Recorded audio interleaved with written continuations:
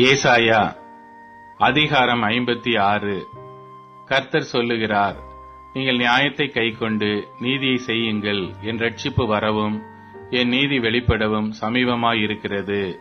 இப்படி செய்கிற மனுஷனும் இதை பற்றி கொண்டிருந்து ஓய்வு நாளை பரிசுத்த குலைச்சல் ஆக்காதபடி ஆசரித்து ஒரு பொல்லாப்பையும் செய்யாதபடி தன் கையை காத்து கொண்டிருக்கிற மனுபுத்திரனும் பாக்கியவான். கர்த்தரை சேர்ந்த அந்நிய புத்திரன் கர்த்தர் என்னை தம்முடைய ஜனத்தை விட்டு முற்றிலும் பிரித்து போடுவார் என்று சொல்லானாக. அன்னகனும் இதோ நான் பட்ட மரம் என்று சொல்லானாக. என் ஓய்வு நாட்களை ஆசரித்து எனக்கு இஷ்டமானவைகளை தெரிந்து கொண்டு உடன்படிக்கையை பற்றி கொள்ளுகிற அன்னகர்களை குறித்து கர்த்தர் சொல்லுகிறது என்னவென்றால், நான் அவர்களுக்கு என் ஆலயத்திலும் என் மதில்களுக்குள்ளும் குமாரருக்கும் குமாரத்திகளுக்கும் உரிய இடத்தையும் கீர்த்தியையும் பார்க்கிலும் உத்தம இடத்தையும் கீர்த்தியையும் கொடுப்பேன் என்றும் அழியாத நித்திய நாமத்தை அவர்களுக்கு அருளுவேன்.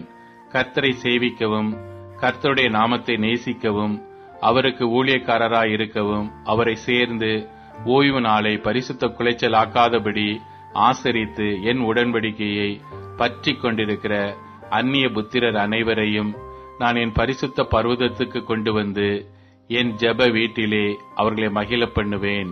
அவர்களுடைய சர்வாங்க தகனங்களும் அவர்களுடைய பலிகளும் என் பலிபீடத்தின் மேல் அங்கீகரிக்கப்பட்டிருக்கும். என்னுடைய வீடு சகல ஜனங்களுக்கும் ஜெப வீடு என்னப்படும். இஸ்ரவேலில் தள்ளுண்டவர்களை சேர்க்கிற கர்த்தராகிய ஆண்டவர் அவனிடத்தில் சேர்க்கப்பட்டவர்களை அல்லாமல் இன்னும் அவனிடத்தில் சேர்ப்பேன் என்கிறார்.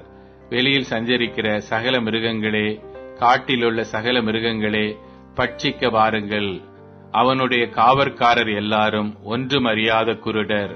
அவர்கள் எல்லாரும் குலைக்க மாட்டாத ஊமையான நாய்கள், தூக்க மயக்கமாய் புலம்புகிறவர்கள், படுத்துக் கொள்ளுகிறவர்கள், நித்திரை பிரியர், திருப்தி அடையாமல் இருக்கும் பெருவயிற்று நாய்கள், பகுத்தறிவில்லாத மேய்ப்பர். அவர்களில் ஒவ்வொருவனும் தன் தன் வழியையும் அவனவன் தன் தன் மூலையிலிருந்து தன் தன் பொழிவையும் நோக்கிக் கொண்டிருக்கிறான். வாருங்கள், திராட்சை ரசத்தை கொண்டு வருவேன், மதுவை குடிப்போம். நாளைய தினம் இன்றைய தினம் போலவும் இதற்கு அதிகமாகவும் இருக்கும் என்பார்கள்.